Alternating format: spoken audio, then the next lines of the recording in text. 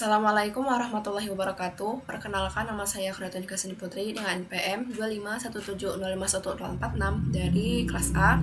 Pada video kali ini saya akan membahas dan menjelaskan terkait materi pada pertemuan 3 di mata kuliah algoritma pemrograman, yaitu tentang array, percabangan, dan perulangan. Langsung saja ke pembahasannya ya. Di sini akan membahas tentang penggunaan list pada array, percabangan, dan perulangan dalam Python. Seperti yang sudah kita tahu bahwa array itu adalah struktur data yang digunakan untuk menyimpan banyak nilai dalam suatu variabel atau satu variabel tertentu. Di sini ada tipe datanya itu ada list, tuple, dan set. Nah, kalau list itu tipe data yang digunakan untuk menyimpan beberapa nilai dalam satu variabel secara berurutan dan dapat diubah gitu. Terus dia ditandai dengan kurung siku seperti ini ya. Ini contohnya. Ini misalkan nih ada sebuah list bernama fruit variabelnya, terus diisi datanya itu string, ada apple, banana, cherry, nama-nama buahnya. Terus misalkan kalau mau tipe data isinya itu integer kayak gini, kita namain number.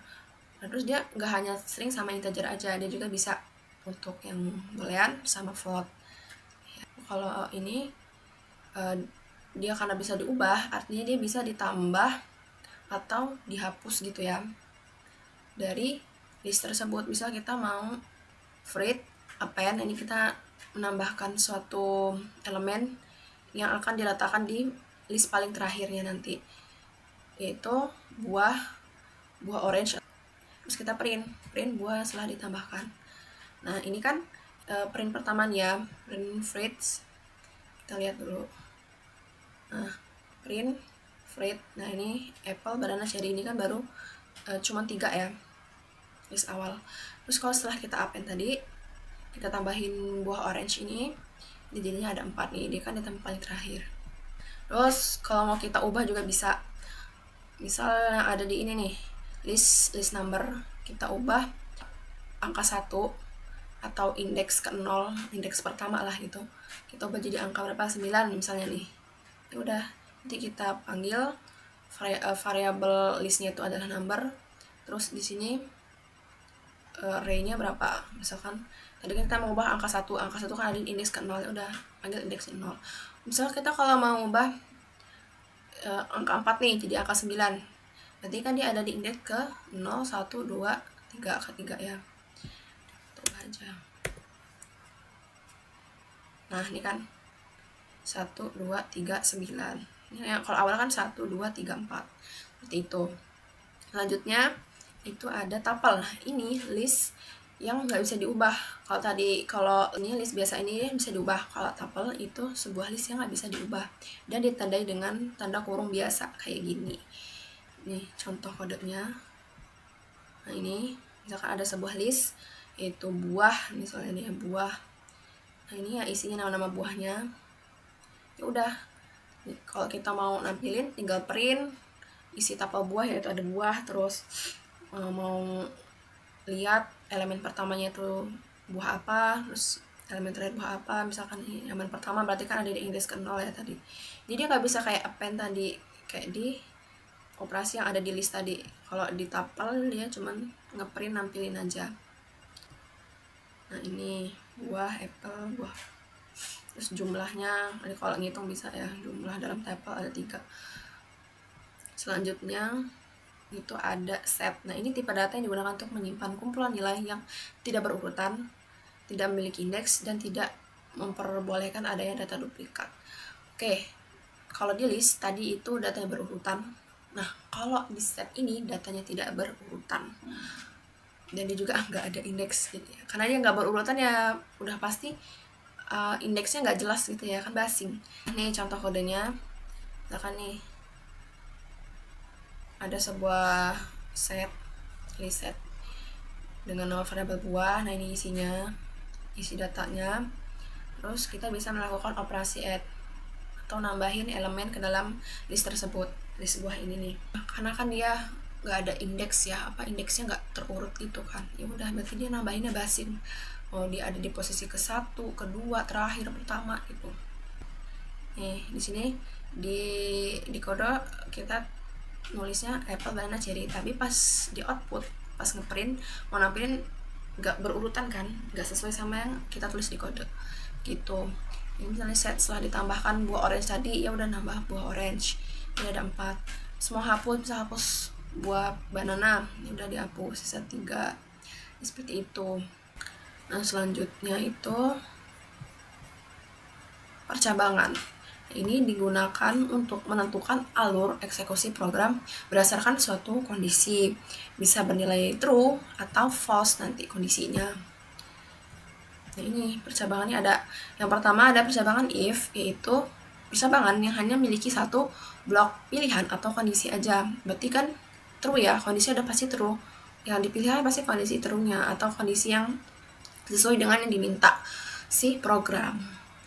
Nah, kalau else itu dia percabangan yang memiliki 2 blok pilihan. Ada true dan ada false. Nah, biasanya sih blok pertama itu bakal dijalanin kalau kondisi tersebut true. Nah, kalau misalkan enggak nih, dia bakal lanjut ke blok selanjutnya. Mungkin dia false gitu ya. Selanjutnya ada elif atau else if. Ini percabangan yang memiliki lebih dari 2 kondisi lah intinya gitu. Jadi misal pada blok pertama itu dia nggak true atau bernilai false itu, dia maka akan berlanjut ke kondisi elifnya seperti itu sampai dia bernilai true atau yang diminta program. Selanjutnya ada perulangan atau looping. Ini digunakan untuk menjalankan suatu perintah secara berulang-ulang berdasarkan jumlah tertentu maupun berdasarkan suatu kondisi.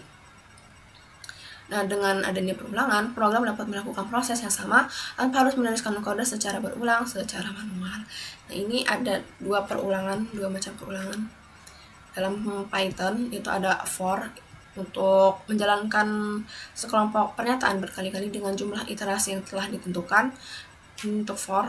Nah, kalau while itu perulangan yang akan terus dijalankan selama kondisi itu bernilai true. Ya, dia bakal berjalan terus, bakal ngeluarin output terus selama kondisinya true. Terus kalau udah ketemu false, dia bakal berhenti. Oke, nah selanjutnya ada study case. Ini study case nih. Di sini study case pertama dikatakan Kamila merupakan seorang programmer anime yang ingin mengetahui total waktu yang dibutuhkan untuk menonton beberapa episode Jujutsu Kaisen. Diketahui terdapat 5 episode yang durasinya itu masing-masing 24, 18, 22, 20, dan 25 menit yang disimpan dalam sebuah list. Nah, oke, berarti kita di sini tugasnya untuk membuat list. List tadi ditandai dengan tanda kurung siku. Terus kita diminta untuk membuat program Python untuk menampilkan seluruh durasi episode tersebut, kemudian menentukan kategori setiap episode berdasarkan ketentuan berikut. Nah, kalau durasinya kurang dari 20 menit, artinya itu episode pendek. Kalau sama dengan 20, standar. Kalau lebih dari episode panjang. Terus program juga harus menghitung dan menampilkan total keseluruhan durasi menonton. Gunakan struktur list untuk menyimpan data perulangan untuk memproses setiap durasi serta percabangan untuk menentukan kategorinya. Hitung dan tampilkan data durasi dari seluruh episode yang ditonton. Oke. Ini sebelumnya udah saya buat juga kode dari tadi guys. Kita kan disuruh buat list tadi ya, episode. Berarti kita kasih nama aja variabelnya atau episode. Nah, di sini listnya tuh berisi jumlah menit tiap episode yang ditonton beliau. Nah, ini kan ya kan masing-masing ada 24, 18, 22 dan 25 menit. Terus di sini nah kita tampilin aja nih, kita print daftar durasi per setiap episode berbeda. Ya, ini tinggal kita print episode. Terus di sini diminta untuk membuat program menampilkan seluruh durasi episode tersebut. Kemudian menentukan kategori setiap episode berdasarkan ketentuan menampilkan atau menentukan kategori setiap episode. Nah, kita buat ini perulangan ya, perulangan for i in range dan episode. Itu menentukan kondisi banyaknya waktu atau durasi tiap episode berdasarkan kategori waktu tersebut nih. Kita kasih variabel durasi lah. Dimana kategorinya bagi percabangan ya. Jika durasi tersebut kurang dari 20 menit, maka akan ngeprint episode pendek. ini kita pakai f-string karena biar memudahkan untuk ngeprint variabel durasi ini nih. Gini coba kita taruh, nah biar nanti nampilin hasilnya kayak gini, biar jelas gitu. Kayak episode pendek ini tertuju pada berapa menit gitu. Misal kalau durasinya kategori durasi sama dengan 20, bakal ngeprint episode standar dan bakal nunjukin berapa durasi yang dimaksud. Terus jika selain dari kategori kurang dari 20 dan sama dengan 20 alias lebih dari, kan artinya ini bakal ngeprint episode panjang dengan durasi yang dimaksud. Nah inilah hasilnya, dia bakal ditampilin sesuai urutan dari si list ini. Nih ini kan episode panjang ini menuju pada menit 20, episode pendek menuju pada menit 18, panjang 22 karena kan lebih dari 20 menit ya. Terus episode standar nih berarti dia ya 20 menit, terus episode panjang 25 menit.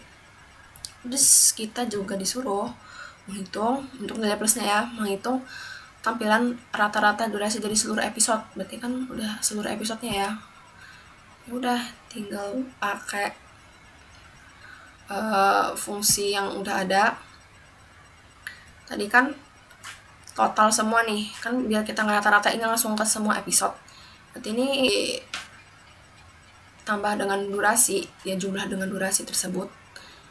Terus yang bakal dibagi dengan jumlah data. Jumlah datanya itu berisi perhitungan dari length episode atau banyaknya episode. Episode di sini kan ada 5 ya, banyaknya. Jumlahnya lah ya jumlahnya gitu. Kalau total semua ya total seluruh durasi episode tersebut nih, total ini ditambahkan lalu dibagi dengan banyaknya ini atau jumlah episodenya ada 5 yang disimpan dalam variabel rata. Udah kita print aja, print rata-rata durasi seluruh episode sama dengan rata menit. Ini 21,8 menit totalnya. Selanjutnya itu study case yang kedua. Di sini dikatakan Mas Rafli merupakan seorang trader kripto yang ingin mengetahui total hasil trading yang diperoleh selama 5 hari terakhir. Data keuntungan dan kerugian tersebut disimpan dalam sebuah list. Nah ini buat list lagi dengan nilai masing-masing 50.000, minus 20.000, 30.000, minus 10.000 dan 40.000. Angka positif menunjukkan keuntungan dan angka negatif menunjukkan kerugian. Keuntungan di sini kita tandai dengan profit, kerugian dengan loss. Kita diminta untuk membuat program yang menampilkan seluruh data keuntungan dan kerugian tersebut untuk menentukan keterangan setiap hari berdasarkan ketentuan berikut. Nah ini nih kondisinya, jika nilai lebih dari 0 maka masuk ke kategori profit, jika nilai kurang dari 0 maka masuk kategori loss, jika sama dengan 0 maka masuk ke kategori impas. Lalu program harus bisa menghitung dan menampilkan seluruh hasil trading selama 5 hari tersebut. Gunakan struktur data list untuk menyimpan data, perulangan untuk memproses setiap nilai, serta percabangan untuk menentukan keterangannya. Terus nilai plusnya untuk tentukan keuntungan terbesar dan kerugian terbesar yang dialami Mas Rafli selama melakukan trading dalam 5 hari terakhir. Ini kita buat lagi list dengan nama trading. Nah ini isi datanya, terus kita tampilin, kan disuruh dinampilin ya tadi, ini kan menampilkan total account trading juga dan menampilkan daftar trading. Nah sama kayak study case sebelumnya, di sini buat perulangan juga, perulangan for yang menyimpan beberapa kondisi percabangan, dimana jika nilai kita simpan pada variabel nilai ya si tradingnya ini, tiap trading ini nih, dari trading ini loh. Nah dimana nilai lebih dari 0 maka akan print profit yang mengarah pada nilai yang akan dimaksud. Kalau lebih dari 0 kan berarti ada nilai 5.000 ya kan, 3.000, 4.000 gitu. Kalau misalkan nilai sama dengan 0 ya dia bakal ngeprint impas sama dengan ya 0 gitu. Kalau dia print loss untuk nilai yang dimaksud atau yang ditujukan. Berarti kan else ini selain lebih dari dan sama dengan, yaitu kurang dari kan. Kalau kurang dari 0 berarti negatif, ya antara minus 20.000 dan minus 10.000. Nah, kita run aja nih. Ini listnya. Terus ini tampilan seluruh kategori trading tersebut, dan kita diminta untuk menghitung dan menampilkan total keseluruhan hasil trading selama 5 hari tersebut. 5 hari ya, karena di sini datanya ada 5 nilai trading itu. Udah, kalau total hasil trading tinggal, karena ini kan tadi udah total trading, variable total trading itu untuk ditambah dengan nilai yang menyimpan trading masing-masing trading. Berarti kan dia dijumlahkan semuanya, terus hasilnya adalah 90.000. Terus keuntungan besarnya itu kita pakai fungsi max atau maksimum dari trading. Nah, di sini kita lihat nih, udah, kalau dia nyari keuntungan besar berarti pakai max trading, kalau dia kerugian atau terkecil gitu pakai min trading. Nah, ini yang paling besar adalah nilai 50.000 dan paling kecil adalah nilai minus 20.000. Seperti itu. Oke, mungkin itu saja yang dapat saya sampaikan. Mohon maaf apabila ada kekurangan dan kesalahan dalam memberikan penjelasan. Saya akhiri. Wassalamualaikum warahmatullahi wabarakatuh.